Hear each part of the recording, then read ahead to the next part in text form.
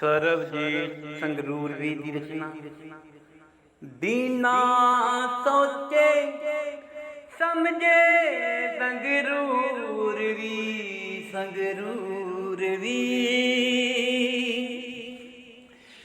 ਬਿਨਾ ਸੋਚੇ ਸਮਝੇ ਸੰਗਰੂਰ ਵੀ।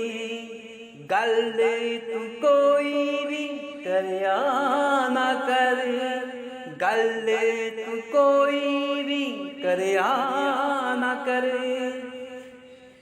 ਦੇਵੇਗਾ ਕਦੇ ਕੋਈ ਤੇਰਾ ਸਾਥ ਸੰਗਰੂਰ ਵੀ।